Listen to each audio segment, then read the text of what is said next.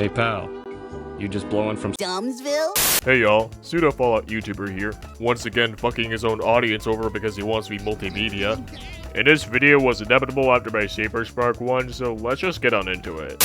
Yo, I hit the jeweler, got some gold. I sold Little Sneed, but I can never sell my soul. And when I'm in LA, you find me out Little Toe. Coco Bokum in my ramen, I'ma need another bowl, let's go. So, everyone on my corner of the internet knows about Dumbsville, right? I say this because I referenced him in my videos before and knows that some of my audience actually watches the dude. And yes, I used the YouTube audience tab to find that out. Big Silver is always watching. Why are you guys watching behind the meme too? Cringe! Anyway, back on topic. Dumbsville, the slayer of True Love Heart 94. Biggest Sally Acorn simp on the planet. And another great example how all commentary channels will eventually evolve with the mid-tier reviewers in the future. Clown. So you may be thinking that since this video is a part of the YouTubers mid-series, that I think Lego Star Wars Obi-Wan over here is terrible at making reviews on the internet. Similar to me disliking Cyberspark's long-winded rambles that barely touch on anything he's reviewing at all and only use the same two jokes. Well, here's the thing. I actually don't dislike Dumbsville's reviews all that much. And that's surprising coming from me, I know, but let me explain. I think when it comes down to reviewing shit, Dumbsville actually does a pretty okay job at that. I think he gets to the point a lot faster than Saber and also explains his criticisms more in depth than just furry booba on the screen. The only real problem I have with Dumbsville's content is the relentless amounts of memes and jokes that just pop up like a Five Nights at Freddy's jump scare. And what he reviews most of the time just doesn't take a lot of effort to really review. Most of the time it's just bargain bin Walmart garbage. And I'm going to be real with you, that shit is just easy to review. I mean, come on, I don't think it takes that much brain power to say that a Cars mockbuster is bad. I mean, look at this shit. Do you think I need a film school degree to know that this is awful? No. So let's get to my first criticism about Dumbsville. Dumbsville uses way too many memes. It's not funny. To where most of the time you see a meme, it feels like a replacement for actual humor and jokes. Like, once in a while, Dumbsville will crack a jab at what he's reviewing and make a meme or edit that correlates to what he's talking about in the video. But most of the time when Dumbsville uses memes, they don't really add to the video, it just feels like random spam. Alright, here's how you make a Dumbsville joke. Kanye West. And I'm Travis Scott, this my Travis Scott. Here's my quarter pounder with lettuce, pickles, onions, ketchup, mustard, and lettuce, ketchup, onions, pickles, bacon, onions, ketchup, onions to the onions to the onions to the business. Fingers! Oh yeah, and my Sprite. Even my dogs are all over the Travis Scott. Fingers! Fortnite balls, I'm gay. Can I eat the balls? Can I eat the sussy blue balls? Can I eat EDP balls? Enough! Also Silent Hill 2. But Silver, you do the exact same thing as Dumbsville with your memes. It's the same thing! You use memes in your videos, so therefore you're doing the same thing!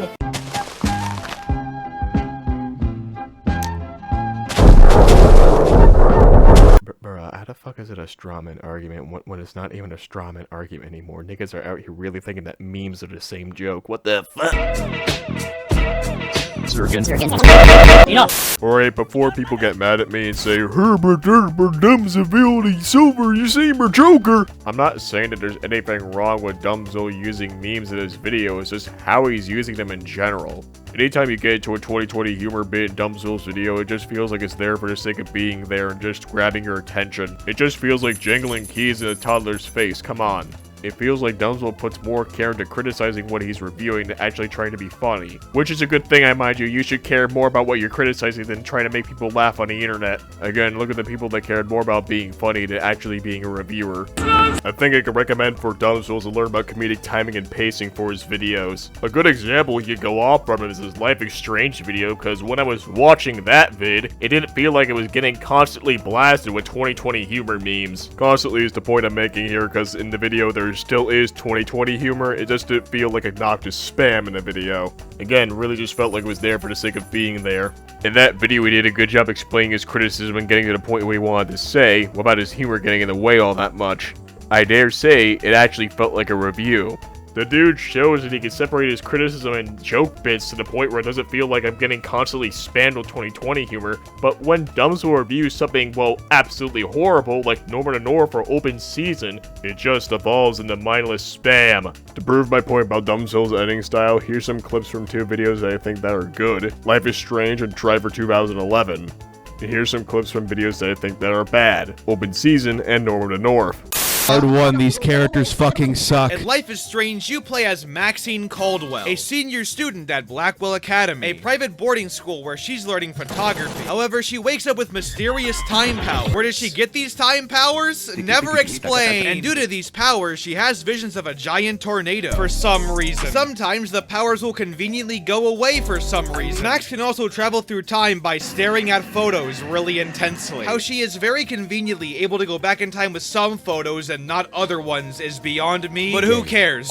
Earlier, Drive is not an action-packed movie. There is action in it, but for the most part, the film is really subdued. Even in the opening getaway scene, where Ryan is escorting these criminals away from the police, it's still very quiet and methodical. In fact, the first real action scene doesn't happen until about an hour into the movie, which begs an important question. Why would I watch this action movie if there's no action in it? Well, but that's because this isn't an action movie. In fact, it borders more on a love story than anything. A very fucked up, doomed neo-noir one, but it's certainly there and very prevalent. But as I mentioned earlier, this is also a character study. And furthermore, it's a study about a complete introvert. And it's best to watch it as such. The opening scene introduces him perfectly, in my opinion.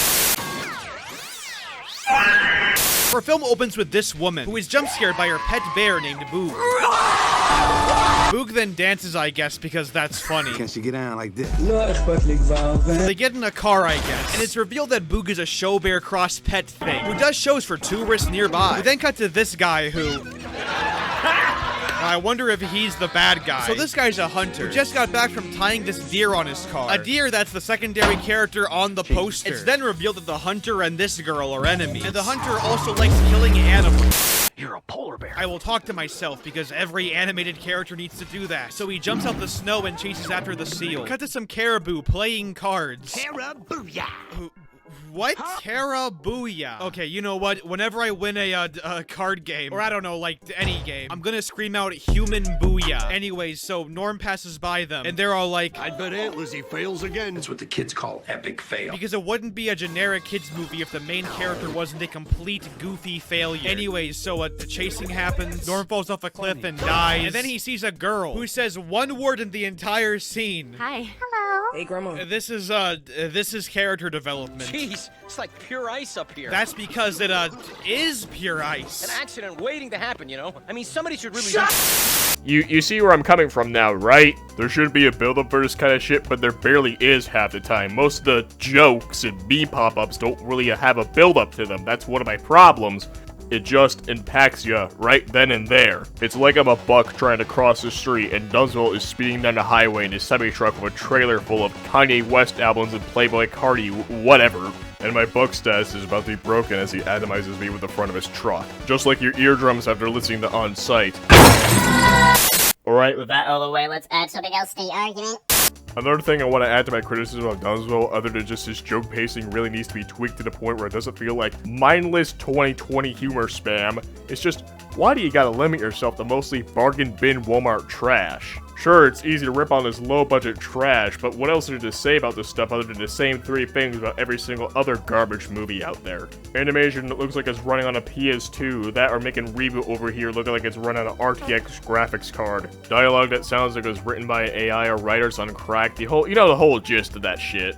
Again, do we really need more modern reviews of The Little Cars, Rat-Tat-Toing, What's Up, Alpha and Omega, Norm of the North? My ears, This kind of bargain bin trash is just so predictable and bad now, I can review the movie without even having to watch it. It's like reviewing something that has barely any effort put into it also leads to a review that has barely any effort put into it.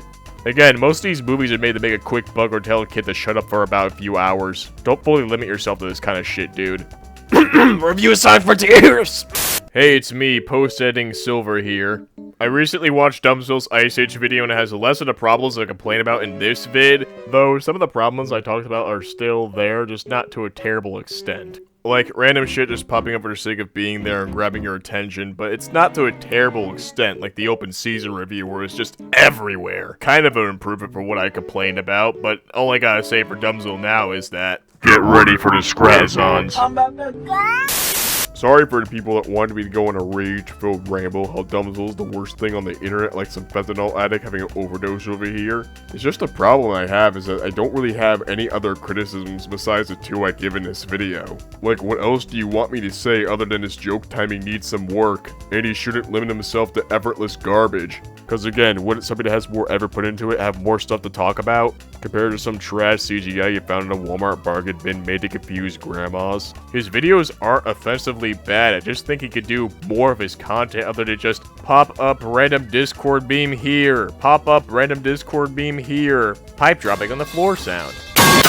Fuck you! So yeah, I'm just gonna end this video here now. I have nothing other to say than, hey, wait a minute. Reviewing all the Alpha and Omega movies, little cars, side character that barely adds anything to the video. What the heck? Wait a minute. Dumbsville is just Bob's show, but on Zoomer humor. Ha!